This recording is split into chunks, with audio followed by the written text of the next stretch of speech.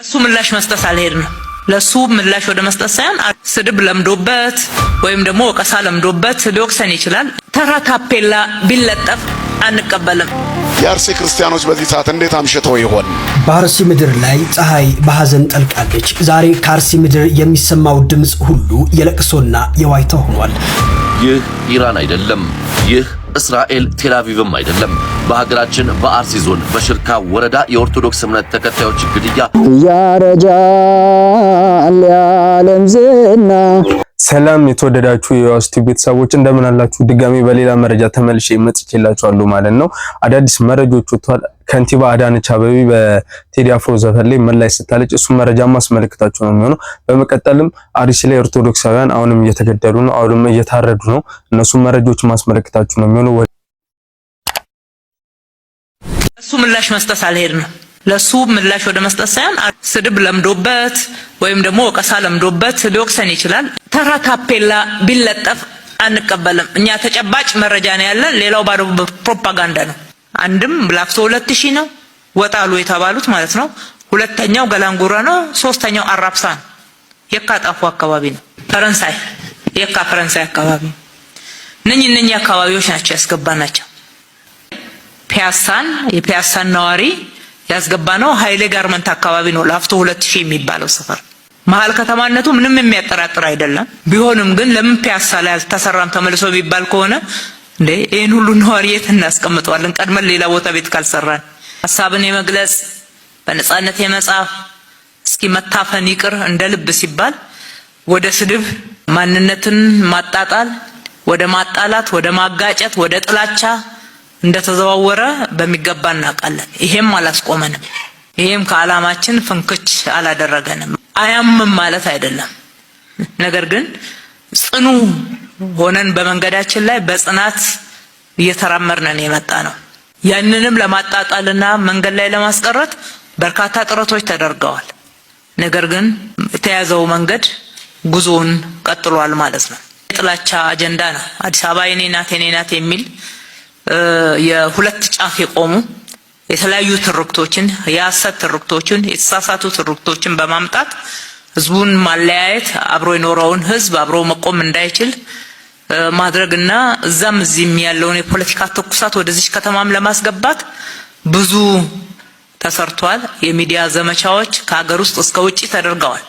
እነሱ ለምንድን ነው ለገጣፎ ድረስ ቤት ገዝተው የሚሄዱት? ካንትሪ ክለብ መሀል አዲስ አበባ ነው እንዴ ለገጣፎ? ጨዋታው ግልጽ ነው። ከበርቻቻ ጭፈራ ነው።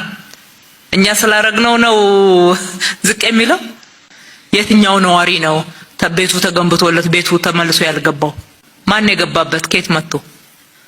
እስኪ ከሌላ ቦታ መጥቶ እነኚህ ቤቶች ውስጥ የገባውን ሰው ኢንተርቪው አድርጎ በራሳቸው ያቀርቡ። እነኚህ የሚከራከሩ ሰዎች እንማርበታለን። የወጡበት ቤት ይባል ነበር ወይ ነው ዋናው ጥያቄ። ከንቲባ አዳነች አቤቤ የተናገረችውን ስለ ቴዲ አፍሮ ዘፈን ሰምታችኋልና እስቲ በመቀጠልም አርሲ ላይ መግቢያችን ላይ እንደነገርኳችሁ ብዙ ኦርቶዶክሳውያን እየተገደሉ እየታረዱ ይገኛሉ። እሱም መረጃ አስመልክቻችሁ እንመለስ። ይህ ኢራን አይደለም።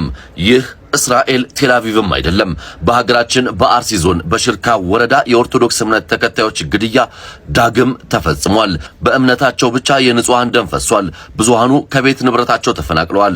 ሕፃናት፣ ወጣት፣ አዛውንቱ የኦርቶዶክስ እምነት ተከታይ በመሆናቸው ብቻ እየተሳደዱ እየተገደሉም ይገኛሉ። እውነት ይህ ለሀገራችን ደረስንበት ላልነው ደረጃ ላለንበትም ዘመን የማይመጥን በመሆኑ የሚመለከተው አካል አስቸኳይ እርምጃ እንዲወስድ እንጠይቃለን።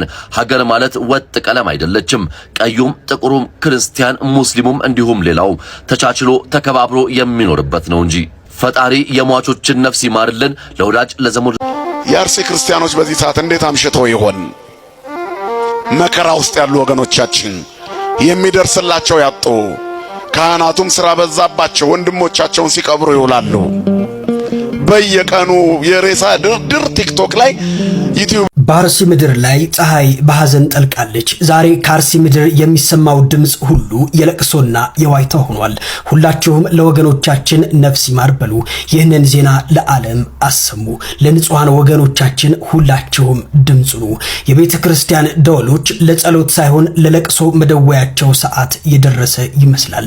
ንጹሃን በገዛ ቤታቸው በገዛ ቀያቸውና በቅዱሱ በእግዚአብሔር ደጅ ላይ የታረዱበት ያ አስከፊ ድርጊት ሁሉም ማውገዝ ማውገዝ አለበት።